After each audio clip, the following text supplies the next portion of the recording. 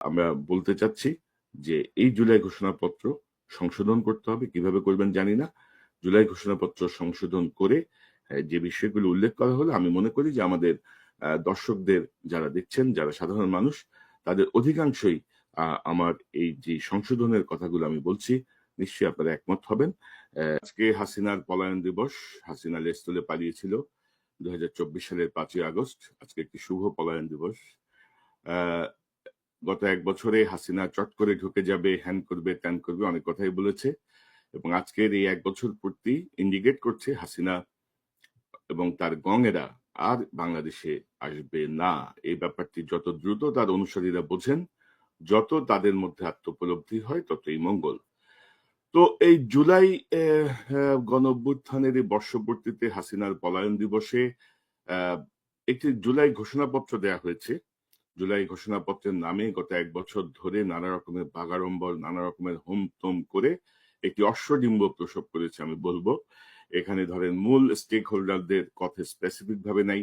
এবং অনেকে বলবেন যে জুলাই ঘোষণাপত্রের কি সবকিছু থাকতে হবে নাকি? অর্থাৎ জুলাই ঘোষণাপত্রে যতগুলো পয়েন্ট উল্লেখ করা হয়েছে এবং এখানে যতগুলো শব্দ ব্যবহার করা হয়েছে, এর থেকে কম শব্দ ব্যবহার করে, এর থেকে কম বাক্য ব্যবহার করে মূল বিষয়টুকু নিয়ে আসা সম্ভব। আমি জুলাই ঘোষণাপত্রের থেকে আপনাদেরকে একটু দেখাতে চাই এবং আমি আজকে শিরোনাম দেখে বুঝতে পারছেন যে কিভাবে হবে জানি না, বাট জুলাই ঘোষণাপত্রের অবশ্যই একটি সংশোধন করতে হবে। তো পত্রিকায় যে প্রকাশিত যেই ঘোষণাপত্রে যা আছে সেখান থেকে যদি আমি আপনাদেরকে একটু দেখাই।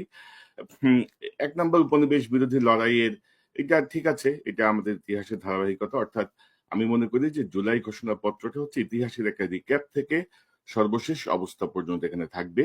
কেউ যেই আপনার এই জুলাই ঘোষণাপত্রটা পড়বে সে একেবারে বাংলাদেশের ঔপনিবেশিক আমল থেকে এ পর্যন্ত একটা হাইলাইটেড একটা ধারণা পেয়ে যাবে। ২ নাম্বার আমাদের এই ভূখণ্ডের স্বাধীনতার ঘোষণাপত্রে বিবৃত যেই বিষয়গুলো আছে, সে বিষয়গুলো আসছে ৭২ সালের সংবিধান প্রণয়ন পদ্ধতি, কাঠামোগত দুর্বলতা এবং অপপ্রয়োগের ফলে স্বাধীনতা পরবর্তী আওয়ামী লীগ সরকার মুক্তিযুদ্ধের জন আকাঙ্ক্ষা পূরণে ব্যর্থ হয়েছিল। ঠিক আছে।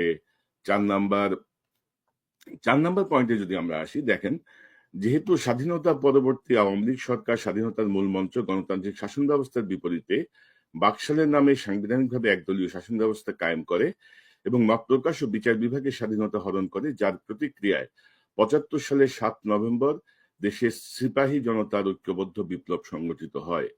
তো বিচার বিভাগের স্বাধীনতা হরণ যার প্রতিক্রিয়ায় ৭৫ সালে ৭ নভেম্বর হয়, তার প্রতিক্রিয়ায় ১৫ই আগস্ট শেখ মুজিবের হত্যাকাণ্ড হয়। সে প্রসঙ্গটা এখানে নাই। ৭ নভেম্বর দেশের সিপাহী জনতার ঐক্যবদ্ধ বিপ্লব সংগঠিত হয়। তো এই বিপ্লবে নেতৃত্ব দিয়েছেন কে? জিয়াউর রহমান। তো তার নাম দিলে কি সমস্যা? এই শেখ মুজিব উম আ উম হত্যাকাণ্ডের কথা কেন উল্লেখ করা হলো না? কেন জিয়াউর রহমান নাম এখানে নাই? একদলীয় বাকশাল পদ্ধতির পরিবর্তে বহুদলীয় গণতন্ত্র, মত প্রকাশ ও বিচার বিভাগের স্বাধীনতা পুনঃপ্রবর্তনের পথ সুগম হয়। তো আপনি যদি দেখেন এখানে ইচ্ছাকৃতভাবে বা অজ্ঞতাবশত শেখ মুজিব হত্যাকাণ্ড ১৫ই আগস্টের এই যে আমাদের মত প্রকাশ, বিচার বিভাগের স্বাধীনতা, একদলীয় শাসন ব্যবস্থার যে প্রতিক্রিয়া, সেই প্রসঙ্গটি উল্লেখ করা হয়নি। জিয়াউর রহমানের নাম এখানে স্বাভাবিকভাবে আসতে পারে, সেটি আসে নাই। ৫ নাম্বার পয়েন্টে আপনি যদি যান, যেহেতু ৮০ দশকের সামরিক স্বৈরশাসনের বিরুদ্ধে দীর্ঘ ৯ বছর ছাত্র জনতার অবিরাম সংগ্রামের মধ্য দিয়ে ৯০ সালের গণ অভ্যুত্থান সংগঠিত হয়। ৯১ সালে আবার আমরা সংসদীয় পদ্ধতিতে যাই। তো ৮০ দশকের সামরিক স্বৈরশাসনের দরকার কি? ৮০ দশকে জেনারেল এরশাদের নাম উল্লেখ করলে কি সমস্যা? জেনারেল এরশাদের নাম নাই কেন?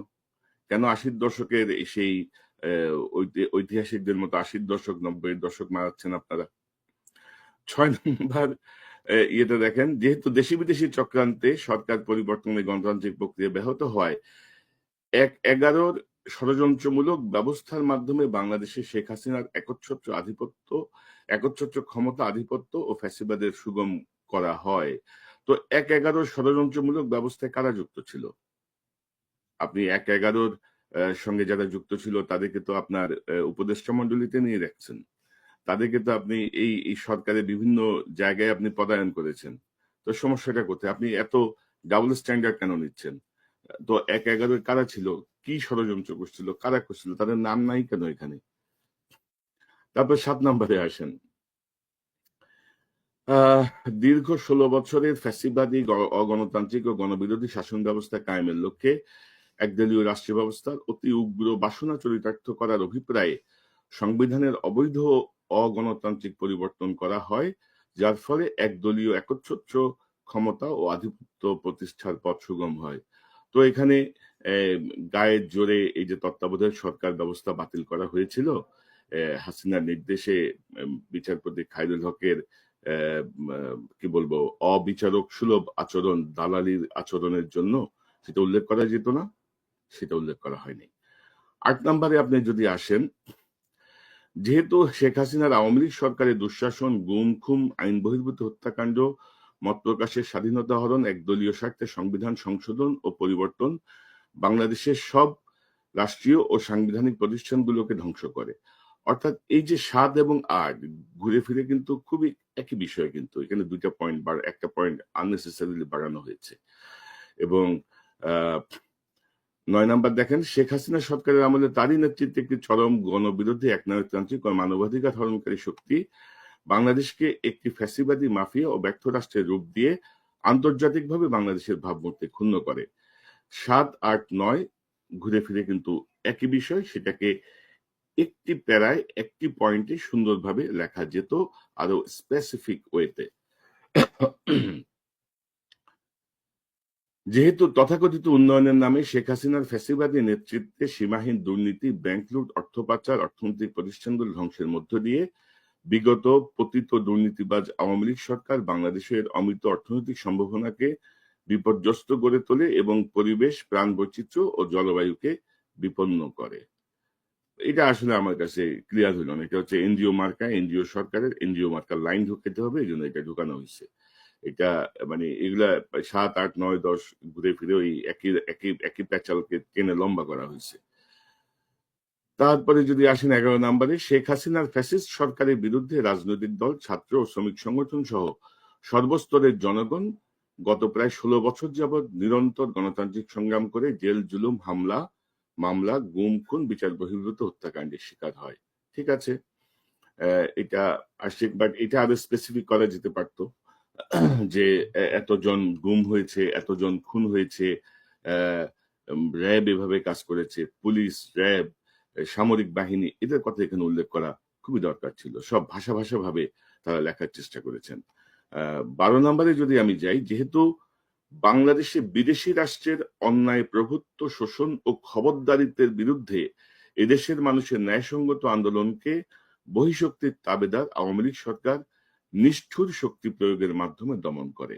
এই যে বাংলাদেশে বিদেশি রাষ্ট্রের অন্যায় প্রভুত্ব, শোষণ ও খবরদারিত্ব, এই বিদেশি রাষ্ট্র কোনটা? ভারত না, নাকি অন্য কোনো বিদেশি রাষ্ট্র? তো বিদেশি রাষ্ট্র কেন লিখবেন আপনি? ভারত লিখলে কি সমস্যা? আপনার আইনগত কি সমস্যা? আপনার আন্তর্জাতিক কি সমস্যা? বাংলাদেশের মানুষ এটা সাফার করছে। হাসিনার যেসব বক্তব্য, হাসিনার যেসব গোপন চুক্তি, যেগুলো অপ্রকাশ্য চুক্তি, সকল চুক্তির মাধ্যমে হাসিনা তো ভারতের দাসত্ব স্বীকার করে নিয়েছিল বাংলাদেশকে। বাংলাদেশকে হাসিনা আজকে যদি থাকতো, বাংলাদেশ হয়তো ভারতের একটা প্রদেশ হয়ে যেত। তো আপনি সেখানে বিদেশি রাষ্ট্রের কথা কেন বলছেন? Why not Bharat? Bharat mention করলে কোন ভাষুরের কি গায়ে লাগে? 13 নম্বরে আপনি আসেন, যেহেতু অবৈধভাবে ক্ষমতা অব্যাহত রাখতে আওয়ামী লীগ সরকার প্রহসনের 3টি নির্বাচন 14, 18, 24 এদেশের মানুষের ভোটাধিকার ও প্রতিনিধিত্ব থেকে বঞ্চিত করে। ঠিক আছে, এবং আমার তো মনে হয় যে এই প্রহসন 3টি প্রহসনের নির্বাচন না দিয়ে একটি হচ্ছে 14 সালে তো ধরেন কি বলবো এটাকে, প্রতিদ্বন্দ্বিতাবিহীন, তারা 154টা আসনে বোধহয় তারা বিনা প্রতিদ্বন্দ্বিতার নির্বাচন, মধ্যরাতের নির্বাচন এবং 24-এ ডামি নির্বাচন, স্পেসিফিক যে টার্মগুলো মানুষের মাথায় আছে, যে ঘটনাগুলো ঘটেছে, এই যে প্রহসনের নির্বাচন বলে ধরেন 3 টাইপের নির্বাচন, সেগুলো কি এখানে মেনশন করা যেত না? 14 নম্বরে আপনি যদি আসেন, আওয়ামী লীগ আমলে ভিন্ন মতে রাজনৈতিক নেতাকর্মী, শিক্ষার্থী, তরুণদের নিষ্ঠুরভাবে নির্যাতন করা হয়। সরকারি চাকরিতে একচেটিয়া দলীয় নিয়োগ, কোটাভিত্তিক বৈষম্যের কারণে ছাত্র চাকরি প্রত্যাশী নাগরিকদের মধ্যে চরম ক্ষোভের জন্ম হয়। তো তো আপনি এই যে ভিন্ন মতের রাজনৈতিক নেতা কর্মী শিক্ষার্থী তরুণদের কথা বললেন, সাংবাদিকদের কথা বলবেন না, যারা সোশ্যাল মিডিয়ায় লেখালেখি করে জেল খাটছেন, এখনো জেল খাটছেন, তাদের কথা বলবেন না আপনি? আপনি এখানে রাজনৈতিক নেতা কর্মী শিক্ষার্থী তরুণ একটা একটা একটা টার্মে আপনি ছেড়ে দিলেন। কি পরিমাণ সাংবাদিক জেল খেটেছে, নির্যাতিত হয়েছে, দেশ ত্যাগে বাধ্য হয়েছে, কি পরিমাণ তরুণ ফেসবুকে একটা লাইক দিয়ে তথ্য কি বলবো ডিজিটাল সিকিউরিটি অ্যাক্ট বা এই জাতীয় নিবর্তনমূলক আইনের শিকার হয়েছে, সে প্রসঙ্গে আপনি লিখবেন না? 15 বিরোধী রাজনৈতিক দল সংগঠনের উপর চরম নিপীড়নের ফলে দীর্ঘদিন ধরে জনরোষের সৃষ্টি হয় এবং জনগণ সব বৈধ প্রক্রিয়া অবলম্বন করে ফ্যাসিবাদ বিরোধী লড়াই চালিয়ে যায়। এই 14-15 আসলে একই জিনিস, 14-15 আলাদা করা দরকার ছিল না, এর মধ্যে এটাকে সন্নিবেশ করা যেত। 16 নাম্বার, সরকারি চাকরিতে বৈষম্যমূলক কোটা ব্যবস্থার বিলোপ, দুর্নীতি প্রতিরোধে বৈষম্য বিরোধী ছাত্র আন্দোলন চলাকালে আওয়ামী লীগ সরকার কর্তৃক ব্যাপক দমন পীড়ন, বর্বর অত্যাচার, মানবতা বিরোধী হত্যাকাণ্ড চালানো হয়। আওয়ামী লীগ সরকার কর্তৃক, আপনি যদি দেখেন এই টার্মটা, এখানে হচ্ছে আওয়ামী লীগ, ছাত্রলীগ, যুবলীগ কারফিউ দিয়ে ইন্টারনেট বন্ধ করে এই আন্দোলন চলাকালে ব্যাপক গণহত্যা করে এবং সেই গণহত্যায় তাদেরকে সহায়তা করে বাংলাদেশের বিভিন্ন বাহিনীর লোকজন, সেনাবাহিনী, পুলিশ এবং বিজেপি।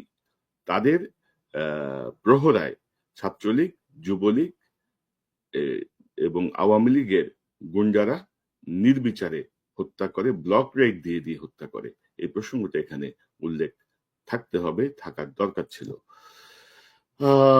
তারপরে আপনি 17 নম্বরে আসেন, যেহেতু ফ্যাসিস্ট শক্তির বিরুদ্ধে অদম্য ছাত্র জনতার অভ্যুত্থানে রাজনৈতিক দল, ধর্মীয়, সামাজিক, সাংস্কৃতিক, পেশাজীবী, শ্রমিক সংগঠন সহ সমাজের সর্বস্তরে মানুষ যোগদান করে, আওয়ামী লীগ ফ্যাসিবাদী বাহিনী রাজপথে নারী, শিশু সহ প্রায় 1000 মানুষকে নির্বিচারে হত্যা করে, অগণিত মানুষ পঙ্গুত্ব ও অন্ধত্ব বরণ করে এবং আন্দোলনের চূড়ান্ত পর্যায়ে সামরিক বাহিনীর সদস্যরা জনগণের গণতান্ত্রিক লড়াইয়ে সমর্থন প্রদান করে।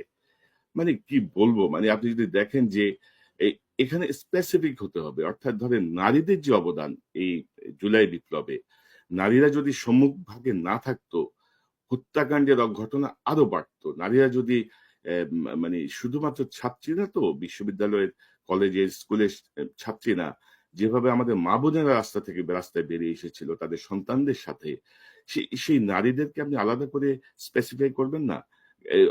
আমাদের আলেম সমাজ, আমাদের মাদ্রাসা শিক্ষার্থীরা যেভাবে নেমে এসেছিল, আপনি তাদেরকে আলাদা করে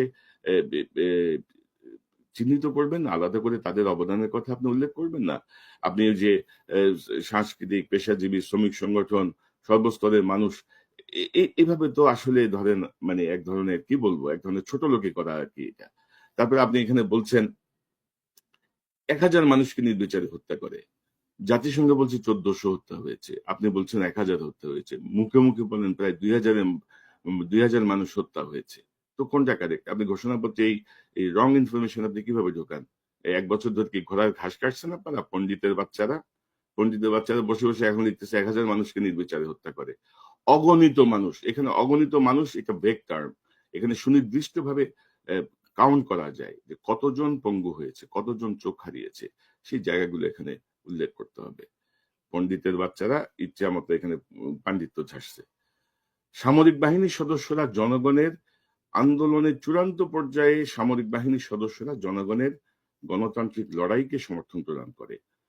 আন্দোলনের চূড়ান্ত পর্যায়ে সামরিক বাহিনীর একাংশ অথবা সামরিক বাহিনীর কিছু সদস্য, কিছু কমান্ড জনগণের পক্ষে লড়াইকে সমর্থন প্রদান করে। সামরিক বাহিনী প্রকাশ্যে গুলি করার ভিডিও এখনো আছে এবং আপনারা যদি নেত্র নিউজের ওয়েবসাইটে যান আপনারা দেখবেন যে 5ই আগস্ট সকালেও মিরপুরে সেনাবাহিনীর গুলিতে মানুষ মারা গেছে। সো এটা হচ্ছে এক ধরনের কি বলবো দালালি আর কি, সেনাবাহিনীকে খুশি রাখার চেষ্টা, সামরিক বাহিনীর প্রতি এক ধরনের পদলেহন আর কি, পা চাটতেছে বুড়িয়ার দল। 18তে যদি আপনি আসেন, আপনি দেখবেন যে যেহেতু অবৈধ শাসন, অবৈধ শেখ হাসিনা সরকারের পতন, ফ্যাসিবাদী ব্যবস্থার বিলোপ, নতুন রাজনৈতিক বন্দোবস্তের লক্ষ্যে বৈষম্য বিরোধী ছাত্র আন্দোলন যাকে জনগণ অসহযোগ আন্দোলন শুরু করে, পরবর্তী সময়ে 5ই আগস্ট ঢাকা অভিমুখে লং মার্চ পরিচালনা করে ফ্যাসিবাদী বিরোধী আন্দোলনরত রাজনৈতিক দল, ছাত্র জনতা তথা সর্বস্তরের শ্রেণী পেশার আপামর জনসাধারণের তীব্র চূড়ান্ত পর্যায়ে গণভবনমুখী জনতার উত্তাল যাত্রার মুখে ফ্যাসিস্ট শেখ হাসিনা 5ই আগস্ট তারিখে পদত্যাগ করে দেশ ছেড়ে পালিয়ে যেতে বাধ্য হয়। পদত্যাগের বিষয়টা কিন্তু অমীমাংসিত, এটি নিয়ে আগেও বিতর্ক হয়েছে। তো আপনি যতটুকু জানা গেছে এ পর্যন্ত হাসিনা কোনো পদত্যাগ পত্র দিয়ে যায়নি রাষ্ট্রপতির কাছে বা সেনা প্রধানের কাছে। তো আপনি দেখেন যে পদত্যাগ না করেই পালিয়ে যায়। আপনি কেন পদত্যাগ করে এই একটা ফালতু টার্ম, একটা মিথ্যা তথ্য এখানে ঢোকালেন? 19, যেহেতু বাংলাদেশের রাজনৈতিক সাংবিধানিক সংকট মোকাবেলায় গণঅভ্যুত্থানের মধ্যে দিয়ে ব্যক্ত জনগণের সার্বভৌমত্বের প্রত্যয় প্রয়োগ রাজনৈতিক ও আইনি উভয় দিক থেকে যুক্তিসঙ্গত, বৈধ, আন্তর্জাতিকভাবে স্বীকৃত। ঠিক আছে। এরপরে ধরেন জাতীয় সংসদ ভবন সংসদ ভেঙে দেওয়া হয়, সংবিধানের 106 এর আলোকে মতামত নিয়ে সাংবিধানিকভাবে ডক্টর ইউনূস নেতৃত্বে 8ই আগস্ট অন্তর্বর্তীকালীন সরকার গঠন করা হয়। এগুলো আছে। এখানে আছে বাংলাদেশের সর্বস্তরের জনগণের 21 নাম্বার, জনগণের ফ্যাসিবাদ বিরোধী তীব্র আকাঙ্ক্ষা ছাত্র জনতার অভ্যুত্থানের মধ্য দিয়ে ফ্যাসিবাদ, বৈষম্য ও দুর্নীতিমুক্ত সমাজ ও রাষ্ট্র বিনির্মাণের অভিপ্রায় প্রকাশিত হয়। এই দুটো 20-21 একই পয়েন্ট, 20-21 আলাদা করা দরকার ছিল না। এই অন্তর্বর্তীকালীন সরকারের সাথে এটি যুক্ত হয়ে আরো ছোট হয়ে যুক্ত হতে পারত। তারপরে আসছে এখানে সংস্কারের কথা আসছে, যেহেতু বাংলাদেশের জনগণ সুশাসন, সুষ্ঠু নির্বাচন, ফ্যাসিবাদী শাসনের পুনরাবৃত্তি রোধ, আইনের শাসন, অর্থনৈতিক ও সামাজিক ন্যায় বিচার নিশ্চিত করার লক্ষ্যে নিয়মতান্ত্রিক উপায়ে সংবিধান ও সব রাষ্ট্রীয় সাংবিধানিক প্রতিষ্ঠানের গণতান্ত্রিক সংস্কার সাধনের অভিপ্রায় ব্যক্ত করেছে। সেহেতু বাংলাদেশের জনগণ বিগত 16 বছরের ফ্যাসিবাদ বিরোধী আন্দোলন সংগ্রামকালে 24 সালের জুলাই অভ্যুত্থানকালীন সময়ে ফ্যাসিস্ট আওয়ামী লীগ সরকার কর্তৃক সংগঠিত গুম, খুন, গণহত্যা, মানবতা বিরোধী অপরাধ ও সব ধরনের নির্যাতন, নিপীড়ন, রাষ্ট্রীয় সম্পদ লুণ্ঠনের অপরাধগুলোর দ্রুত উপযুক্ত বিচারের দৃঢ় অভিপ্রায় ব্যক্ত করেছে। এগুলো আছে, ঠিক আছে। জুলাই অভ্যুত্থানের সব শহীদকে জাতীয় বীর হিসেবে ঘোষণা করা হয়েছে। শহীদদের, আপনি যদি দেখেন এখানে শহীদদের পরিবার, আহত যোদ্ধা এবং আন্দোলনকারী ছাত্র জনতাকে প্রয়োজনীয় সব আইনি সুরক্ষা দেওয়ার অভিপ্রায় ব্যক্ত করছে। তো আহতদের চিকিৎসার ব্যাপার কে দেখবে? আইনি সুরক্ষা দিয়ে আপনি খালাস? কিসের আইনি সুরক্ষার কথা বলছেন আপনি? তাদের জীবনে যদি না বাঁচে আইনি সুরক্ষা দিয়ে আপনি কি করবেন? আইনি সুরক্ষার সাথে তাদের চিকিৎসার প্রসঙ্গ আসতে হবে, তাদের জীবিকার প্রসঙ্গ আসতে হবে, তাদের ভরণ পোষণের প্রসঙ্গ আসতে হবে। এগুলো কে দেখবে? পণ্ডিতরা কি এগুলো বোঝে না? 25 নম্বরে আপনি যদি যান দেখবেন ওই আবার একই কথা, যুক্তিসঙ্গত সময়ে আয়োজিত অবাধ, সুষ্ঠু, নিরপেক্ষ নির্বাচনের মাধ্যমে গঠিত জাতীয় সংসদের প্রতিশ্রুত প্রয়োজনীয় সাংবিধানিক সংস্কারের মাধ্যমে দেশের মানুষের প্রত্যাশা, বিশেষত তরুণ প্রজন্মের আকাঙ্ক্ষা অনুযায়ী আইনের শাসন ও মানবাধিকার, দুর্নীতি, ওই এইসব একই কথা চাবাচ্ছে বিভিন্ন জায়গায় এসে এসে আর কি। তারপরে এই যে 26 নম্বর, একেবারে অপ্রয়োজনীয় একটা কথা, যেহেতু বাংলাদেশের জনগণ এই প্রত্যাশা ব্যক্ত করেছে যে একটি পরিবেশ ও জলবায়ু সহিষ্ণু, অন্তর্ভুক্তিমূলক ও টেকসই উন্নয়নের কৌশলের মাধ্যমে বর্তমান ও ভবিষ্যৎ প্রজন্মের অধিকার সংরক্ষিত হবে। ইহা একটি এনজিও লাইন, ইহা ঘোষণাপত্র থাকার কোনো দরকার ছিল না। তারপরে ধরেন 27 নম্বর হচ্ছে, বাংলাদেশের জনগণ এই অভিপ্রায় ব্যক্ত করছে যে ছাত্র গণ অভ্যুত্থান 2024-এর উপযুক্ত রাষ্ট্রীয় ও সাংবিধানিক স্বীকৃতি প্রদান করতে হবে এবং পরবর্তী নির্বাচিত সরকারের সংস্কারকৃত সংবিধানের তফসিলে এই ঘোষণাপত্র সন্নিবেশিত থাকবে। এই ঘোষণাপত্র 5ই আগস্ট থেকে কার্যকর হতে হবে এবং এই ঘোষণাপত্র সংশোধন করে এখনই অধ্যাদেশ আকারে সংবিধানে সংযোজনের জন্য ব্যবস্থা গ্রহণ করতে হবে। আমরা 91 সালে 3 জোটের রূপরেখার হাল দেখেছি। আমরা এই জাতীয় ফাজলামো কথায় আমরা বিশ্বাস করি না।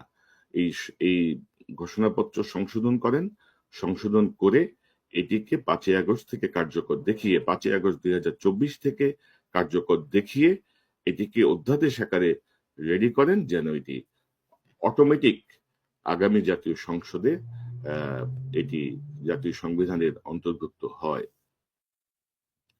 5ই আগস্ট 2024 সালে গণ অভ্যুত্থানে বিজয়ী বাংলাদেশের জনগণের আকাঙ্ক্ষার প্রতিফলন হিসেবে এই ঘোষণাপত্র প্রণয়ন করা হলো। শেষ। তা আপনি যদি দেখেন এখানে যে আমাদের প্রবাসীদের যে অবদান, প্রবাসীরা রেমিটেন্স বন্ধ করে দিয়ে হাসিনার সরকারকে একটা বিপর্যস্ত অবস্থার মধ্যে ফেলে দিয়েছিল। প্রবাসীরা প্রত্যেকটা দেশে যার যার অবস্থান থেকে গুরুত্বপূর্ণ জায়গাগুলো তারা মিছিল সমাবেশ করেছেন। আমিরাতের লোকজন যাবজ্জীবন কারাদণ্ডের শিকার হয়েছেন, জেল খেটেছেন। সৌদি আরবে আমি যেটা শুনলাম এখনো কেউ কেউ জেলে আছেন। তো অনেকে চাকরি হারিয়েছেন, কারণ বিশেষ করে মধ্যপ্রাচ্যের দেশগুলো আপনারা জানেন বাংলাদেশের যে দূতাবাস, সেই দূতাবাসের মাধ্যমে তাদের ওয়ার্ক পারমিট নিয়ন্ত্রিত হয়, আকামা। তারা তাদের রিপোর্টের ভিত্তিতে অনেকে চাকরি চলে গেছে, অনেকে শাস্তি পেয়েছেন, অনেকে দেশে ফেরত এসেছেন। এবং অন্যান্য দেশগুলো ধরেন আমেরিকা, কানাডা, লন্ডন, অস্ট্রেলিয়া সহ পৃথিবীর প্রত্যেকটা রাষ্ট্রের বাঙালিরা সেসব দেশের ক্ষমতাবান যারা রাজনীতিবিদ আছেন, প্রধানমন্ত্রী আছেন, এমপি আছেন, প্রত্যেকের কাছে স্মারকলিপি দিয়েছেন। প্রত্যেকটি গুরুত্বপূর্ণ জায়গায় যে আন্দোলন করেছেন। আপনি প্রবাসীদের কথা তো একবারও উল্লেখ করলেন না এই ঘোষণাপত্রে। তো মানে কি বলবেন বলেন? কি বলার আছে? এই যে মানে আপনি গত 1 বছর ধরে যে এত কপচা করলেন, এত মাতবরি করলেন, সেই মাতবরির ফলাফল হচ্ছে একটি অশ্বডিম্ব আপনারা প্রসব করেছেন। সেই অশ্বডিম্বের এখনো সংশোধনের প্রয়োজন আছে। আপনারা ভেগ টার্ম দিয়েছেন, গণহত্যা চালিয়েছে। শাপলা গণহত্যা আপনাকে স্পেসিফিক উল্লেখ করতে হবে। 2013 সালের 5ই মে শাপলা চত্বরে হেফাজতের উপরে যেভাবে নির্মম গণহত্যা চালানো হয়েছিল, যার লাশের সংখ্যা এখন পর্যন্ত নিরূপণ করা যায়নি, সেটা উল্লেখ করতে হবে। আপনাকে স্পেসিফিক উল্লেখ করতে হবে 2009 সালের ফেব্রুয়ারিতে হাসিনা ক্ষমতায় আসার 1-1.5 মাস পরেই কিভাবে বিডিআরে আমাদের 57 জন সেনা কর্মকর্তাকে হত্যা করেছে। এই বিষয়গুলো একেবারে স্পেসিফিক আসতে হবে। এই বিষয়গুলোকে স্পেসিফিকলি ঘোষণাপত্রে অন্তর্ভুক্ত করতে হবে। তো দর্শক, আজকে এ পর্যন্তই। আমি কিছু বিষয় অর্থাৎ তাৎক্ষণিকভাবে যে বিষয়গুলো আমার কাছে মনে হলো, যে বিষয়গুলো বাদ পড়েছে, আমাদের জাতীয় ঐকমত্য কমিশনের পণ্ডিতরা বসে বসে চা নাস্তা খেয়েছেন, ভাত খেয়েছেন, ডিনার করেছেন, লাঞ্চ করেছেন, বড় বড় কথা মেরেছেন, ফলিয়েছেন, কিন্তু আলটিমেটলি দেখেন এটা একটা অশ্বডিম্ব তারা প্রসব করেছেন। আজকে হাসিনার পলায়ন দিবসে 5ই আগস্টে আমরা উচ্ছ্বসিত হওয়ার কথা ছিল যে এই জুলাই সনদের মাধ্যমে আমাদের মূল বিষয়গুলো এসেছে, কিন্তু আমরা দেখছি যে এখানেও আপনার ভাষণের নাম মুখে নিচ্ছে না। এখানেও আমরা দেখছি যে নানা রকমের কলা কৌশল, অতিরিক্ত শব্দ প্রয়োগ, একই বিষয়ে বারবার কপচানো হয়েছে। অর্থাৎ আমি জানি না এটা কোন গর্ধব এই এই জুলাই ঘোষণাপত্র লিখেছে। আমি সেই গর্ধবের চেহারাটা একটু দেখতে পারলে ভালো হতো, তার সম্পর্কে একটু জানলে ভালো হতো। তো এবং আশা করি অন্তর্বর্তী সরকার ইন্টারিম এ ব্যাপারে অতি দ্রুত কার্যকর পদক্ষেপ নেবেন।